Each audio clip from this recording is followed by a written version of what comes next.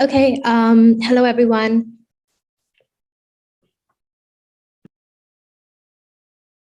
Now with most of, Especially now with most of term one being online this academic year, and we've curated this event so that we can help you as much as possible. Please be aware that this call is being recorded. Krish and I are going to be your hosts for this session, so sit back and watch your worries about exams fade away. To kickstart the event, I'd like to hand over to Mikhail to introduce the coordinators. Thank you, Harini. Hello, everyone, and thank you all for being here. A very warm welcome from the WIF coordinator team to all our student members to the very first event of the year 2022-23 WIF Academy. My name is Mikhail Memon, and I'm the deputy coordinator at Warwick India Forum. As the exam season is just a stone throw away, we at WIF are aware how stressful this period can be. To ease this period, we've decided to bring back our much needed and helpful careers teams event, the WIF Academy. I would like to say a big thank you to all those who have taken time out of their hectic schedules to be here today. Our executive team has spent countless weeks working on this event just so that our beloved audience can have the opportunity to hear out from the experienced seniors who have been there and done that. I'm sure that the audience is eagerly waiting to hear from our panel of SERA students and graduates who we very warmly welcome back to university and at WIF. Let us now move on to the proceedings of this event, which will be led by our very own careers team. He would like to proudly introduce to our careers team for 2022-23, Sneh Mathur and Krish Dhruve as our team heads, Harini Desai as our team member, and Arzu Bariana as our careers advisor. On to the careers team. Hey guys, I am Krish Dhruv. I study econ. I'm a first year. I am a careers co-head. Hi guys, I'm Harini Desai and I'm a first year accounting and finance student and I'm the careers team member for this year. So today we're here to cater to one of the most central parts of a university experience, academics and careers. This year, not only are we going to be helping you network with firms, but also bringing you exclusive tips from our alumni network. WIF Careers will be providing special advice with a South Asian perspective in a series of workshops, speaker panels, resources, and other events throughout the academic year. We're always a text away. Feel free to contact us about what you would like to see this year. WIF Academy is the first careers team event for this year. Today, we'll be having course-specific exam prep sessions for law, management, accounting and finance, economics, and other interdisciplinary courses like EPACE, with third years and graduates from each field sharing their experiences with exams and the course overall. The flow of events throughout this event will start with a panel introduction, moving on to exams, where the speakers will talk about their examinations, after which there will be resources and tips, followed by questions from the careers team that we have curated for the panelists. Here it's about MORSE. And lastly, a live Q&A session where our audience can interact with our panelists. So today we have Manav Shah and Namrata Joshi with us, who are going to be providing you with tips and tricks to ace this exam season. I'd like to hand it over to Krish to introduce our panelists for today. Cool. Manav Shah is a second year MORSE student and a senior equity research analyst at Quantitative Investment Group, the Warwick Business School Society. He's actively involved with table tennis and is now working towards stepping into the field of mathematical finance, which I have zero understanding of. His experience with maths goes a long way, from Olympiads to international maths competitions, but he believes that university opens up a whole new perspective of approaching the subject. He believes that proofs have become the core of what we learn, and the only way to start thinking like a mathematician is to practice writing proofs. Namrata Joshi is a third-year MORSE student from Mumbai, having been an active part of Warwick India Forum as the deputy coordinator last year, as well as Warwick Emerging Market Society.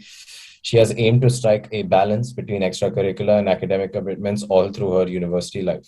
After graduating in July this year, she'll be moving to London to join US-based data company FactSet as a client solutions associate. Moving on from introductions, we first have a set of curated questions that will allow our panelists to give us their insights into writing exams. Panelists, would you like to tell us about your experience with exams and any advice that you might have for us? Yes, I think I can start first. for me, my first year, my exams are online, so I didn't have to actually go into the exam room and write the exams. I think that was a bit less intimidating because this year I've realized that stepping into an exam room just like builds so much more of the intensity around you. Um, because the online, oh my, because of the online exams, we didn't have many definitions in our papers. So I believe I practiced more on applying my maths rather than learning the definitions. So, Yeah, so slightly different with me. My first year exams were, at least the ones in Jan and December, were in person. And I didn't really have first year exams, the summer exams, because of COVID. So I did directly give second year online exams. And based on, sort of appearing for in-person exams, you do get a lot more theoretical questions, especially for the modules in first year, because they do expect you to learn the words by heart and come and sort of, paste it back on paper. And with second year modules, it's slightly different because I had online exams. There were a lot of application based questions, not many definitions. So you really have to like read between the lines and understand what you're studying so you can answer it.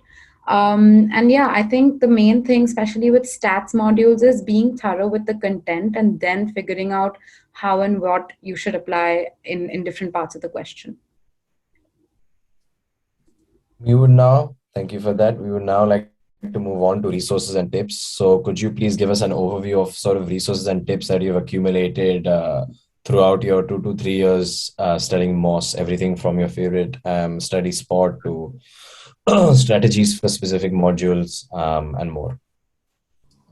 I think the best place to work, in my opinion, is the stats building. It's a lovely place. You always have room. It's empty and it's silent. So that's sort of my favorite spot to work. In terms of my resources, I think the example sheets are the best. You also have a few sums in the lecture notes which help you, and those often do appear in exams. And apart from that, you obviously have past papers, which I think is a great way to like practice all your sums, especially when you have to apply your maths to the papers. Yeah, so I think for me, my favorite spot of studying changed every year. Now it's the library, and the first year was my room. I think it's anywhere where you can really get work done. In terms of resources, I did take a lot of notes from my seniors who had the same modules that I did. And although the lecturers might be the same, they might say some different things in each of the years. And, that's the one thing that they'll sort of pick on and then ask that in the exam. Like Manav mentioned, the example sheets, the seminar sheets, and whatever your seminar tutors are giving you is extremely helpful because a lot of the exam questions come from there. And for the past papers as well, I see it a lot more in third year, that third year questions are really, really picked up from past papers. It's just sort of mixed around with numbers and stuff, and it's pasted back into the papers. So past papers are really helpful. And if in some way you can access your seniors seminar sheets, that can also be really helpful because sometimes those questions are really just picked up and pasted. Because in a lot of my second year econ exams, the modules that are sort of compulsory for MORSE as well, were just questions that were picked up from my senior seminar sheets. And because they were open book exams, we were also allowed to directly pick up the answers and copy and just write them down. So try to access your senior seminar sheets. And any extra reading, especially for econ, that is given by lecturers should not be ignored because questions for econ tend to come from these textbooks as well. So it is helpful to just skim through the textbooks and at least have read through what they have mentioned. And on that note, I've noticed that the assignments that we've had this year so the first years I've had assignments for ST 104 and for MA 106. Those assignments are the same ones that I did last year. So I think if you get access to a senior's papers, assignments, that would be helpful. Yeah. Okay. Thank you for sharing. I'm sure this has been of lots of very helpful for all the MOS students. I wish I could say the same about the econ department being a great place to study, but it looks quite ancient. For the next part, we've decided We've collected a few questions and we've even curated some that we'd love for you to answer for more students. Are you guys ready to start? Yep. Yeah. The first one is, what would be your advice for those students who have not covered all the content for MORSE at this point of time? I think so. Firstly, I can comfort you by saying that I was in the same position in my first year and in my second year and in my third year. So what I would say is sort of prioritize based on your timetable. If you know that one of your exams is 9 days after a certain exam, and some exams are back to back, then of course you really have to go through the content for the exams that are together. So what I would say is initially go through the past. I start off with generally going through the past papers to really understand what sort of areas have been picked on, what the paper really looks like. Is it essay based? Is it like mathematical questions? Do you have an option between math questions and essay questions? Can you choose, especially for econ? So I would say skim through the past papers, understand, because when you see words in the past papers and then you see them in your lecture notes, you know that, okay, this is sort of an important area. I have to read through this, I have to understand this concept. And a lot of lecturers in the last lecture, which is like the division lecture, also highlight points that they're going to generally question students on. So I would say if you're not able to go through all weeks in detail, at least go through the slides for each of the weeks, and then watch the revision lecture. And if somebody mentioned something about week 6 being really important, so try and watch week 6 in depth and do the seminar sheet for week 6, so you've sort of covered it. And that's how you can cover like different parts of the paper as well. So yeah, prioritize. Don't try to start off with like, okay, 3 days and I have to do the entire module, so I'll start off from week 1 to week 10, because that is sort of unrealistic. But if you can work smart, then you should. Yeah, I think work smart is the best answer. You notice that in past papers, you don't get asked everything in the module. So for example, for ST115, you should definitely learn how to write a moment generating function, because that will get asked. But if you say, for example, some sort of a definition that is in week 1 or week 2, that maybe might not get asked. So don't usually spend your time learning that. And I mean, focus on the more important things. Okay. How much time would both of you say a student should spend revising? I understand that's a very broad question, but to help you structure it, I would say, how that time of revision has changed from sort of year 1 to year 2, varying between terms, and how you've sort of optimized for it or worked around it. So I think, because I'm almost done with university, hopefully. So I would say that if you know that you have a particular module in either of the terms that is, heavy or is difficult or has an assignment worth 50% of your grade, then that is a module that you should try to wrap up within that term itself. Study it so well to the extent that you know it in depth, and all you have to do during this period of May and June is just skim through it again, go through the important concepts. I'm not saying you can do that with all 8 of your modules or all 9 of your modules also, but if you can even do that with 2 or 3 modules across the entire year, it does make a very big difference, because that's how much your burden reduces. And in terms of revising, again, so a lot of modules, especially I remember for stats also, they do release revision sheets and stuff like that as well. So you can go through those sheets and see what is mentioned and covered over there, or go through the seminar sheets and see what questions were picked over there, and prepare yourself for those kind of questions. And then if you have remaining time, go over the rest of the content that you would like to, in order to understand better in terms of what you can answer.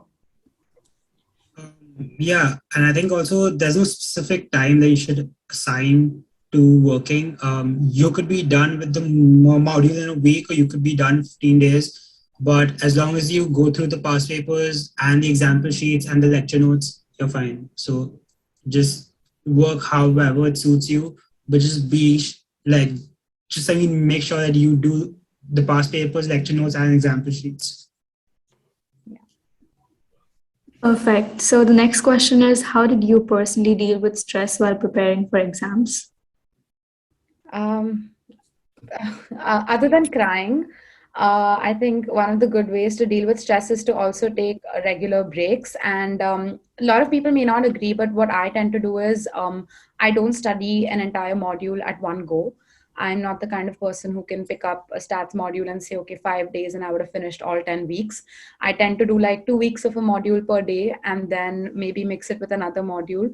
So I do also tend to mix my application based modules with my easier modules, and I mix econ with stats, I mix econ with finance and stuff like that.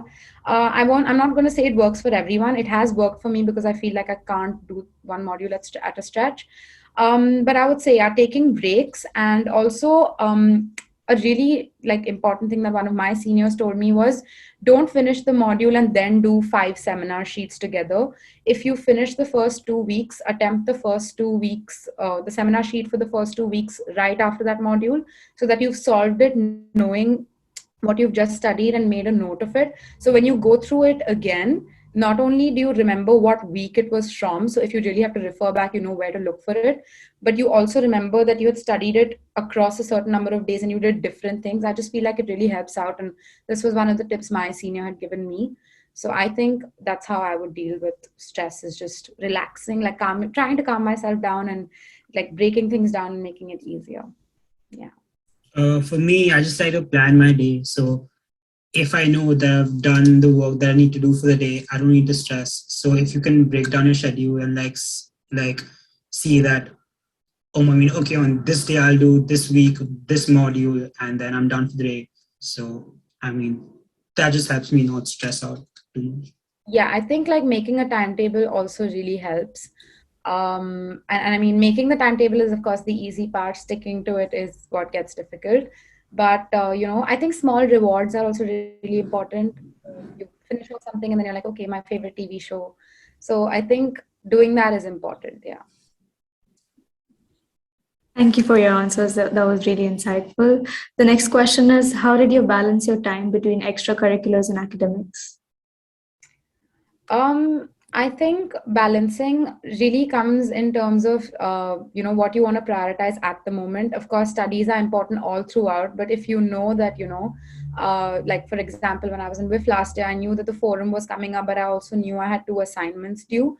So I knew that I wanted to finish off the assignments and then give my remaining 2 weeks just to the forum. And then when I have 2 weeks after that, I can do my second assignment. So I think literally just writing it down in terms of what your month is going to look like, or how much time, say, a society is going to take up, or how much time applications are going to take up, as compared to how much time you want to invest in doing your assignment per day, really helps. And not leaving things to the last minute really, really helps. I could see myself doing that in the first 2 years of university. I used to leave everything for the last like 2 days. But this year, I think, at least with some of my modules, I was better than that. I realized that not leaving things to the last minute really makes a difference. And not only are you less stressed out, but you can also deliver better quality work, whether it's extracurriculars, applications, studying, everything. So don't leave things last minute. So for me, on my first year, I realized that if you wake up early at like 9 a.m. and start working, you get so much more work done and you have so much more of the rest of the day free. So I used to wake up at 9, start working, be done by about 4 or 5, and make it a point that I play every day from like 6 to 7 or 6 to 8 at the sports hub. So I think like you should also play a sport or go out, hang out with friends. But in order to do so, you need to wake up early in the morning. So make sure you get up early. Yeah. And eat good food. It makes a difference. So yeah. Okay. Would you say in your sort of 2-3 years, is group study better or individual study? And if you're saying both are in their own cases, in which cases has which like study system worked better for you, and why? I think that depends from person to person. If you're learning material for a module, then I'd rather do it individually. But if I'm solving sums, I need to discuss the answers with my friends, then I think I'd do it in a group. Yeah, that's. Yeah, I think to add to what Manav said, it's always better to go for group study prepared. So, and you're only prepared if you've studied alone also. So I would say that watching lectures and, really understanding concepts is something you should do by yourself. And of course, you can note down whatever doubts and questions you have.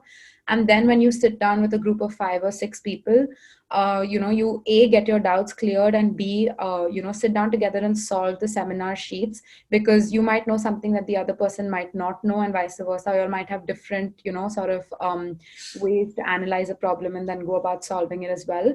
So I think individual study plays a very important role, but so does group study, in order to understand how much you know and what you need to learn.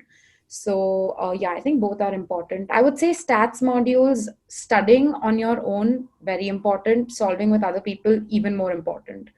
But with econ, it's like go through all the weeks and stuff on your own. Go through the seminar sheets also on your own. You don't necessarily have to sit down with people and solve it, but it doesn't bother anyone if you do sit down. But with stats, I think it's very important. Okay. Moving on to the next question is, how important are first year grades in MOS? How important are first year grades for applying to summer internships in your second year?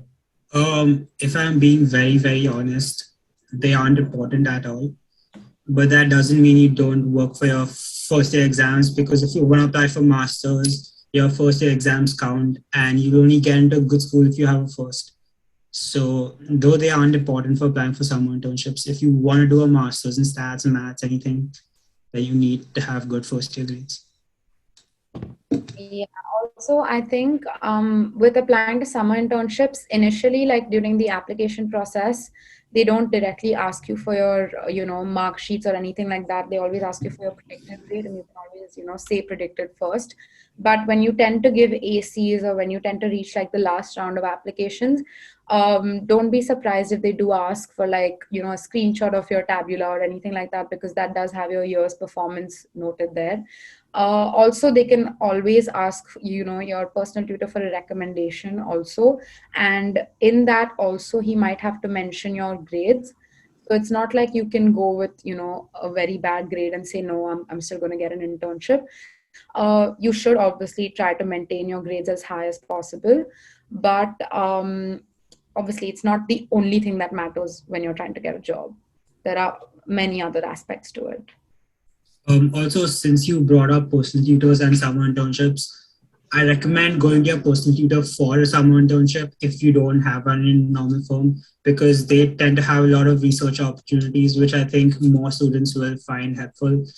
You can do a lot of work under a PhD student, and I think like that goes a long way on your CV, because it shows that though you didn't have an internship and though you didn't have a job, you still engage with maths and MORSE, and you still like to do what you learn. So yeah.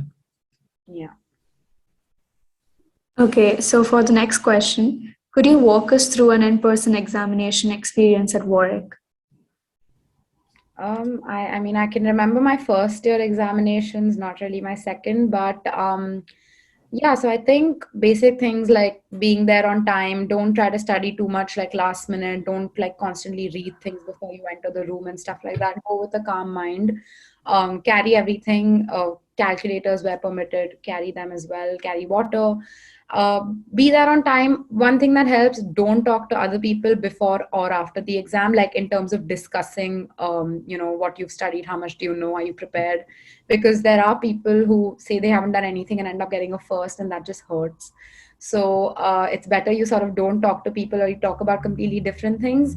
And yeah, avoid eavesdropping on other people's conversations as well, because I did that in my first year with this really smart like French group or something, and I was just really upset before and after my paper. So don't do that. And yeah, like during your paper, don't waste too much time on one question. If you really don't know something, it's okay, like move on. You're not expected to know every single thing in the paper. Warwick papers are not easy as such. So yeah, go on to the next question, answer it, come back, and if and when you have time, then sit down to answer this. You can also be the type of person who may not want to attempt the question at all and would rather spend time checking your paper. I think that's completely fine, and it can differ from module to module as well. So yeah, that in person, and yeah, don't look around and stuff, because the invigilators like do come and ask you questions. So yeah, keep to yourself and just get done and leave. But And Manav could. also, yeah, so I just gave an in-person exam on Saturday, which was yesterday, SC208. And that was my first in-person exam. And it can get quite intimidating because you enter a room with 400 people, desks are like next to each other. There are like 19 invigilators and shit. But just know in your head that it's like any other exam. You just go write your paper, walk out. You don't need to be scared or be intimidated by what's happening around you, who's sitting next to you, what they're talking about, or and also after your exam paper, do not discuss your paper or how it went with anyone else, because if your answer doesn't match anyone else's answer, you think about it for the rest of the day and you won't work for the other exams. So just write your exam and forget about it. Yeah. Perfect. Moving on to the next question. I think this is one that has been raised several times. How do you use mitigating circumstances if the need arises? So honestly, I've never fortunately had to use mitigating circumstances. But I do know of, personal tutees who had the same personal tutor as me. So the first thing to do is get in touch with your personal tutor via email. So it's there, as proof, on text or whatever. So with the date and stuff like that. So first get in touch with them, with your personal tutor, so at least you've sent an email. And then on Tabula, there's this section called declare personal circumstances or mitigating circumstances. So go there, and I've never had to do it, so I don't really know what happens after. But all that the stats department has told me is, there are a list of people that you can get in touch with, because stats is your home department. So get in touch with them. There's the year coordinator, there are the other officers or whatever. Bailey Lynn is one of them. She's extremely helpful. Any and all problems that you have, you can always go to her with them. She's from the stats department. So yeah, getting in touch, I think, is the most important thing. And yeah, one more thing. If you tend to have any online exams, there can be circumstances where you're trying to submit your paper, you're very much on time, and it's still not getting submitted. Screen record everything. Honestly, screen record your laptop, record it from your phone. But obviously, if you're sitting with other people or something, then make sure to be careful. But just recording is important, because it did happen last year to a couple of our seniors, wherein they couldn't submit the paper on time, even though it was showing them that it's going through, but it didn't go through. So they actually got marked to 0 until the mitigating came through. So because they had screen recordings and screenshots of everything. So just remember to take that into account all the time. Yeah, I think that's something I can attest to as well, because last year I had my exam and it was a 2-hour paper. I submitted my exam, but my fire alarm rang, so I had to vacate my accommodation. But since I had a video of everything that happened, I could say that, yo, listen, it's not my fault. And they were like, okay. But normally it's a 5-week process where they ask you for 50 different explanations and explain why you didn't submit your paper on time and explain what you did for these 15 minutes. And yeah, so just make sure you record everything once you start submitting your paper. Yeah. Okay. Do you have any schedule making or time management tips? And how does one cope with the intense workload that MORSE provides? So honestly, I think before I started studying for my final exams this year, I made a schedule in terms of first I obviously listed down my modules, and this is when the timetable hadn't come out. And what I did was I sort of ranked them in terms of their difficulty level. So one of my econ and one of my WBS modules being the toughest, and having, now they have the exam on the same day, but initially I didn't know that it would be on the same day. So listing it down in terms of a descending order, in terms of very difficult, manageable.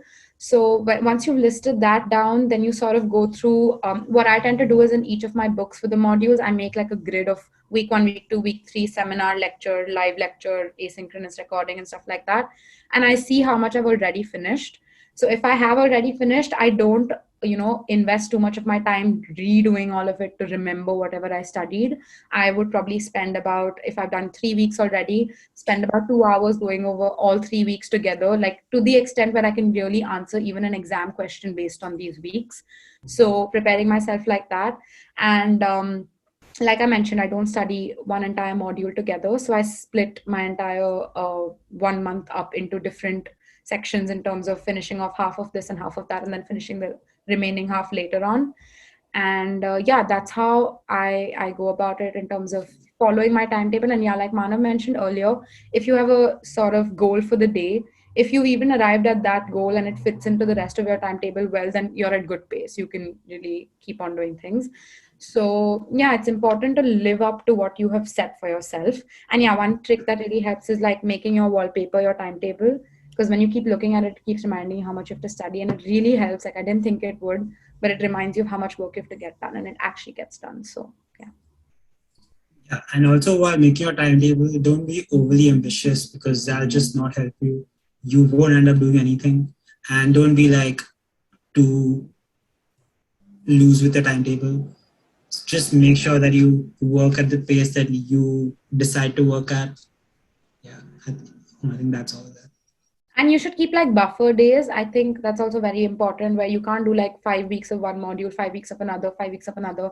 I think you need to have like one day where you just revise an entire module, or 2 days where you're just going over the content that you did before that you haven't really revised yet. So buffer days are important as well.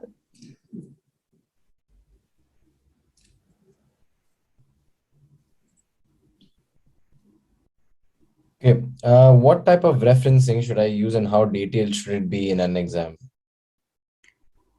So in all of the exams that I have given, I mean, with stats, never really had to reference anything.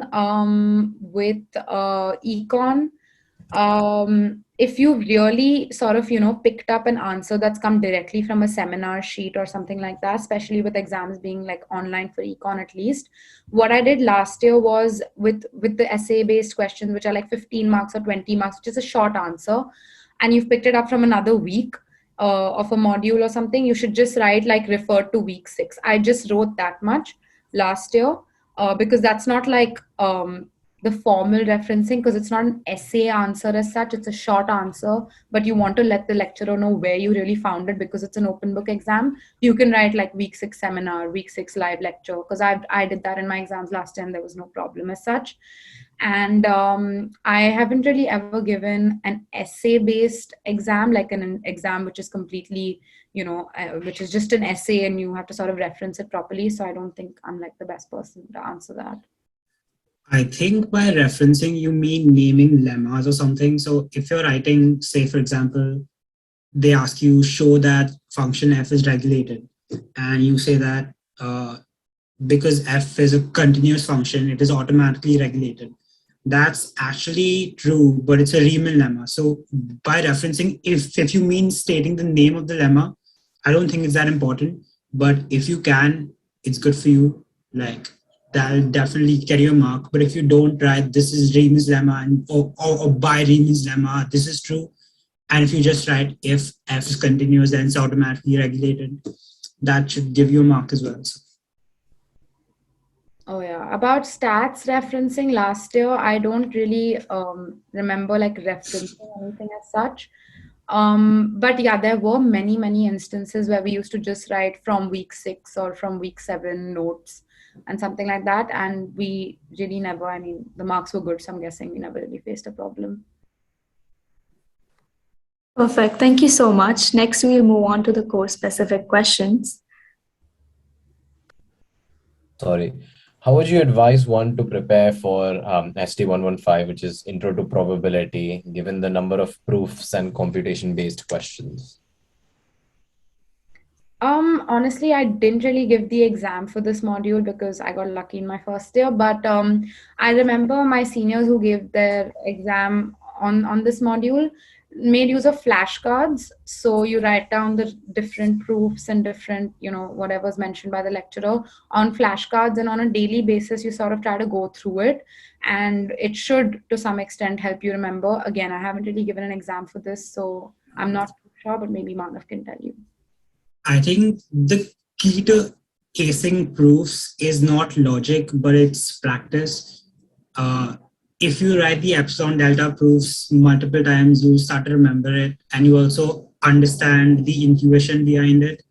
And in terms of ST115, I think the most important parts is probably joint distributions, moment generating functions. Much of what you do in the first year is sort of a base for the second year.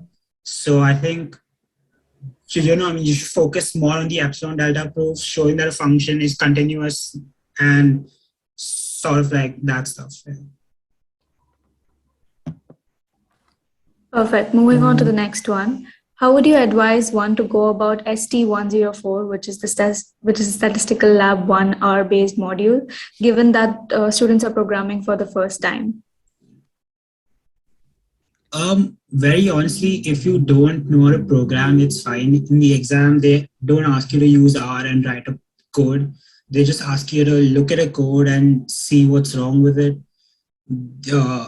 Mostly, as far as I remember, I don't even think you're allowed to use R.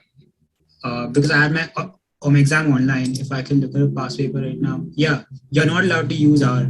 You're just basically, it's like, how do you basically output a vector with 1, 2, 3, 4, 5, and you're just supposed to like write a one-line function which you learn anyways.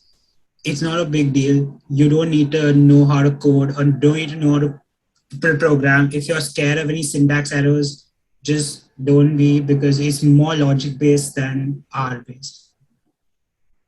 I honestly did not give an exam for this module. In fact, I wasn't even taught this module because of COVID. But I do remember them giving us some problem sheets, which was more like Manav mentioned, find the error in the already given sort of code. So those were very small things. Like initially, this was like the 1 week that I was taught the module, which was like, okay, a bracket is missing and stuff like that. But yeah, maybe like Manav mentioned, you should just go more by the logic.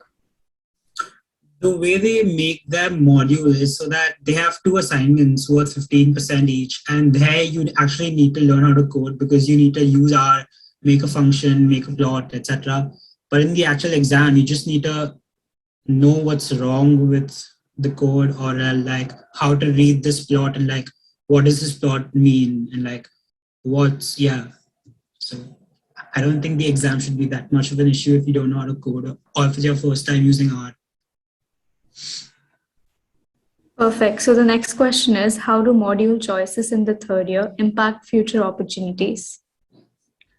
I honestly think it does have a good, big role to play, because I remember when I went for my summer internship after second year with not too much finance knowledge, I was asked if I knew what a DCF model is, or if I knew how to construct like a financial model myself. And I really didn't. I sort of, had to go through online courses to really figure it out. And I still wasn't well equipped with the knowledge to sort of help out at my internship. So, but then I decided to take up this module called FSA, which is financial analysis, statement analysis, and valuation, which is basically creating an equity research report using all of these models. So that's when I realized that if there's something that you really haven't studied and want to study, or that's the field that you're looking to get into, you must take those modules. So I, in my third year, only ended up taking econ and business modules. And both of the econ modules that I've taken are about financial markets. And since that's the line I'm, intending to get into, I do understand the role that it's going to play in terms of building my knowledge about the same. And same with FSA. Excellent module. It's taught also really well. So it does add to your knowledge and the real knowledge that you sort of need when you're stepping into the corporate world or something like that. So I would say, yeah, you should consciously make a decision in terms of the modules you want to pick in your third year. I'm not in my third year yet, so I don't know much about this. But from what I can understand is that if you are looking at the field of finance, they won't ask you which modules have you taken in your MORSE third year, but they expect you to know sort of DCF, etc. So if you don't have a way to learn it outside your course, then you should take it in your third year. But if you are applying to like a hedge fund or a data science firm, then they, on the other hand, will ask you which stats modules did you take and do you have proper stats requisites? So yeah, if you have a rough idea of where you want to go after your second year, you should take your modules accordingly. Yeah. Cool. What is the best way to prioritize modules throughout the terms to complete all the weeks of the modules? So I have never been able to complete all weeks of all modules within the term where I studied it.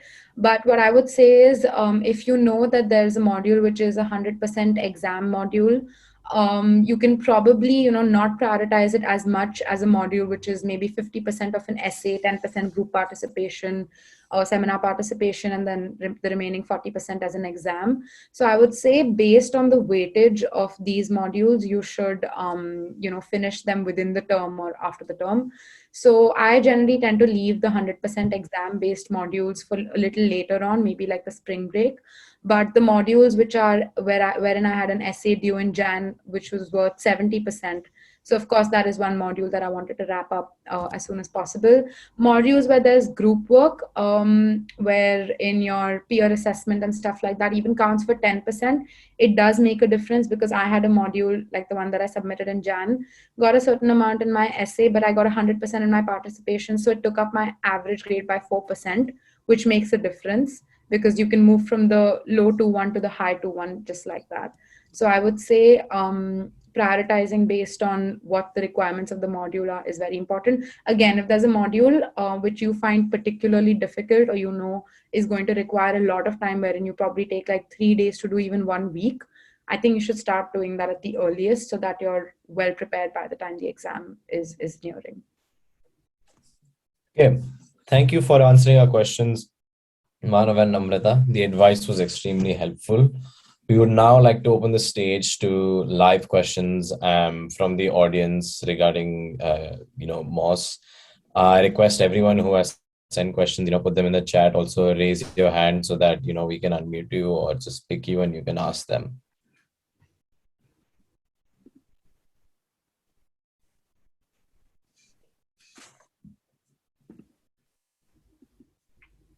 Go for it, Jay. So this is a hypothetical situation. So hypothetically, if somebody say has 2 exams on the exact same day, so how do they like study for 2 modules simultaneously? So what do you think the game plan would be?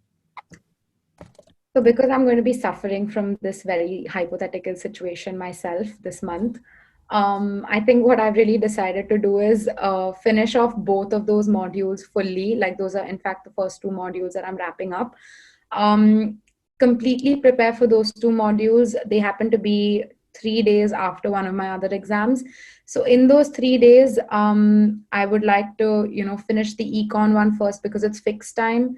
And then the WBS one, which is still 24 hours, is something I can, do a little lesser of.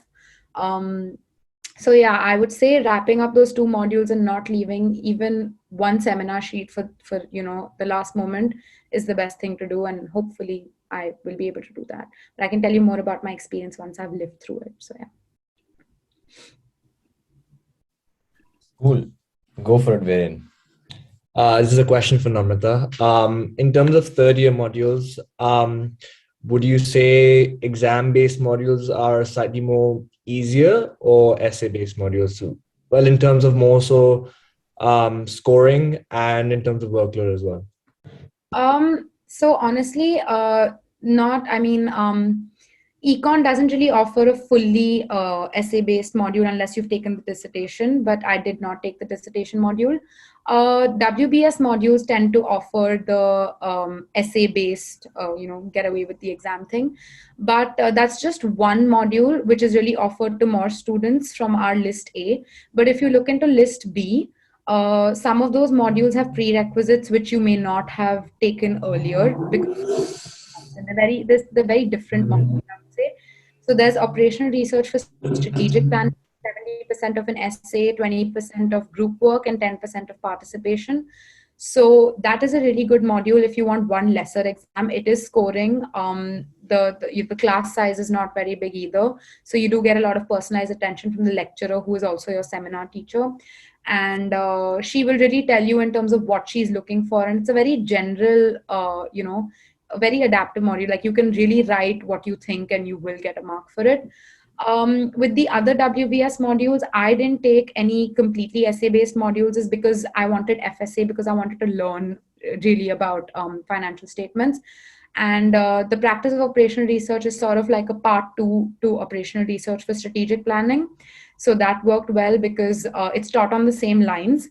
It's not assessed the same way. It does have an exam. So yeah, I would say if you can find even one essay-based module, it's more than enough. Giving 7 exams is okay. Again, it depends if you're taking stats modules or business modules or what, because I only took econ and business, no stats at all. So I was okay with giving 7 exams for something that wasn't stats. So yeah. Okay, thanks. All right. Are there any more questions? Cool. Thank you, Manav and Namrata, for everything today. And a huge thank you to coordinators and the entire WIF team for making our first event for this year possible. To the attendees, thank you everyone for taking your time out and attending. We hope you've gained lots of value from this call and are prepared for exams after today's session. Feel free to reach out to us via our socials. And as the careers team, we are looking forward to having more successful events in the future. And we'd love for all of you to reach out to us with feedback or suggestions. Thank you very much.